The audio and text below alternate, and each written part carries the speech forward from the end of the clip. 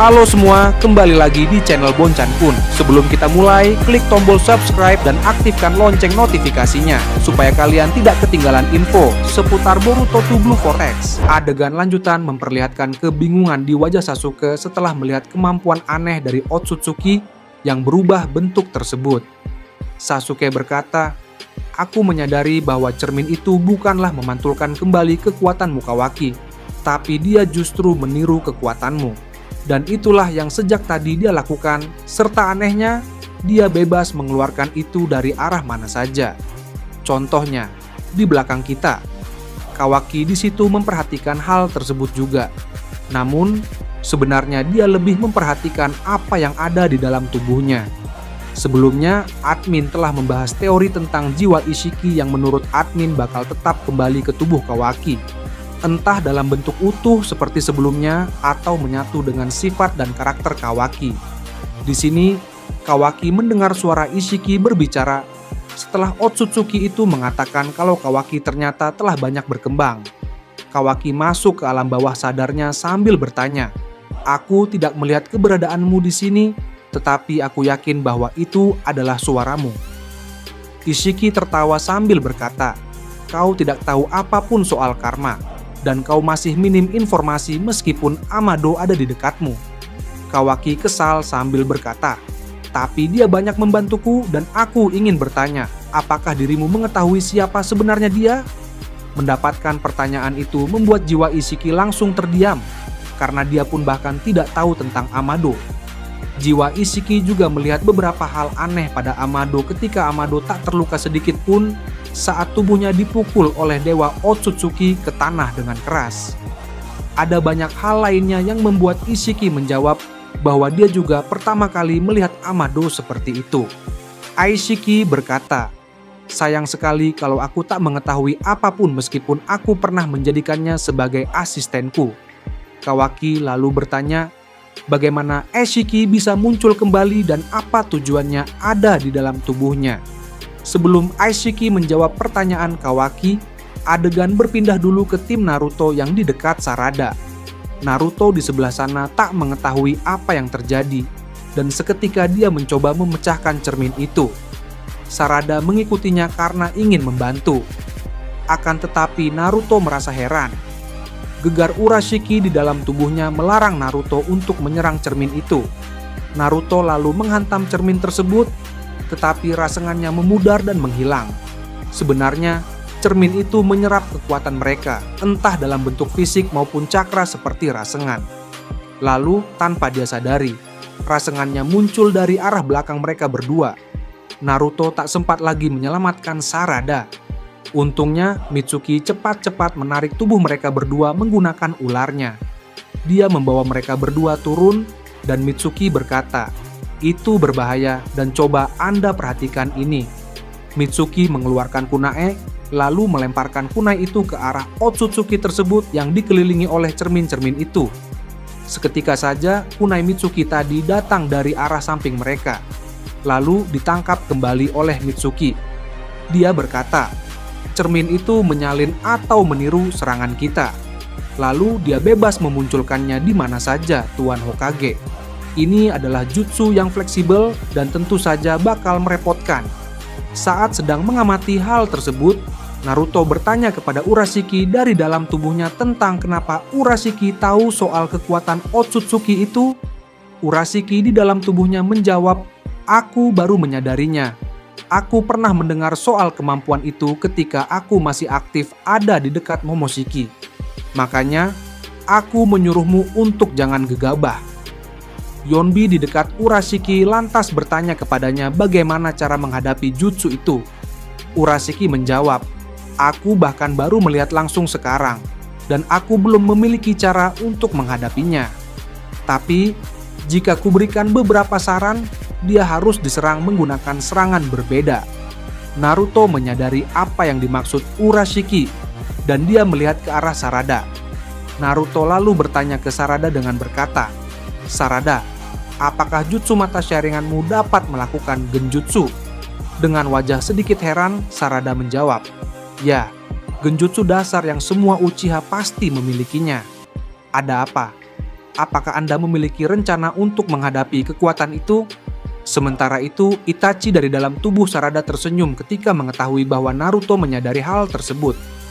Itachi, yang merupakan ninja jenius kedua setelah Minato dalam sejarah shinobi, mengetahui cara menghadapi jutsu dari Otsutsuki tersebut. Tak butuh waktu lama bagi dirinya untuk berpikir karena dia adalah Uchiha yang cerdas, dan kecerdasannya benar-benar berguna dalam momen-momen penting. Itachi berkata, Naruto sadar bahwa genjutsu adalah cara yang tepat untuk melawan jutsu tersebut. Kalian membutuhkan kekuatan ilusi karena ilusi tak berbentuk seperti cakra ninjutsu, sehingga dia tak bisa meniru ilusi itu, Sarada. Jika kau membutuhkan itu, aku bisa menyalurkan cakraku dan mungkin kau dapat menggunakan Tsukuyomi. Nah, Tsukuyomi yang Itachi maksud adalah genjutsunya sendiri yang pernah dia gunakan, bukan Tsukuyomi yang digunakan Kaguya ataupun Madara. Sarada seperti ragu apakah dia benar-benar bisa menggunakan jutsu itu atau tidak. Tetapi, Sarada mengatakan kalau dia akan menggunakan genjutsu dasarnya terlebih dahulu. Kemudian, Sarada mengaktifkan sharingan biasa dan bertanya ke Naruto tentang apa yang harus dia lakukan. Naruto menjawab, "Aku harus mendekatkan dirimu kepadanya. Lalu, tatap mata Otsutsuki tersebut agar kau bisa mengilusi dirinya." Kemudian, Naruto serta Mitsuki sama-sama berlari ke arah sana, di mana Naruto memanjangkan lengan cakranya. Dia hanya ingin menangkap tubuh Otsutsuki itu, tetapi Otsutsuki itu menghindar sambil menyemburkan elemen api. Mitsuki di sebelahnya menyemburkan elemen air untuk menahan api tersebut. Setelah api itu padam, terciptalah kabut dari hasil pertemuan antara elemen api dan air. Di dalam kabut itu, Naruto memanggil Sarada untuk segera bergerak ke hadapan Otsutsuki tersebut. Sarada pun maju sambil melompat. Kemudian, dia langsung melihat ke arah mata Otsutsuki tersebut. Lalu, dia mengaktifkan genjutsu. Sarada kemudian ditarik kembali oleh Mitsuki, dan dia kebingungan sambil bertanya apa yang sebenarnya terjadi. Naruto yang ada di atas sana kemudian turun ke bawah sambil bertanya balik, "Apa maksudmu, Sarada?" Sarada menjawab, "Itu tidak bekerja sama sekali, Tuan Hokage." Saat mereka kebingungan dengan apa yang terjadi, Sasuke muncul di situ bersama dengan Kawaki. Sasuke bertanya, "Apakah kalian memiliki rencana dan baru saja menyerangnya?" Naruto menjawab, "Ya, kami mencoba menyerang menggunakan genjutsu, tetapi Sarada merasa bahwa itu tidak berhasil." Itachi dari dalam tubuh Sarada langsung mengatakan kalau jenis genjutsu Sarada masih terbilang lemah. Apalagi faktanya bahwa Otsutsuki itu menggunakan mata Byakugan beserta mata Rinnegan juga. Itachi berkata, "Kau membutuhkan jenis genjutsu yang lebih tinggi. Aku akan menyalurkan energiku, dan matamu sebentar saja akan menjadi putih. Perlu kau ingat bahwa ini bukanlah matamu, tetapi mataku, dan kau tidak perlu khawatir. Aku akan menggunakan teknik mata Aizanami, dan aku mengendalikannya dari dalam tubuhmu. Kau hanya perlu sekali lagi melihat matanya, dan dia akan langsung terperangkap ke dalam Aizanami milikku." Sebelum Itachi mengaktifkan jutsu itu, adegan berpindah dulu kepada Boruto yang telah berpindah kembali ke dimensi lain. Dia datang di sana dan menemukan bahwa Himawari telah dikendalikan oleh Kurama serta Kakashi tersandar di pohon dalam keadaan terluka parah. Bahkan, pelindung atau penghalang yang menutupi semua warga saat ini telah tak ada, dan itu mengejutkan Boruto. Dalam keadaan terkejut, Boruto terbang dan mendekat ke arah Himawari sambil bertanya, "Sial, apa yang sudah terjadi di sini, Himawari?"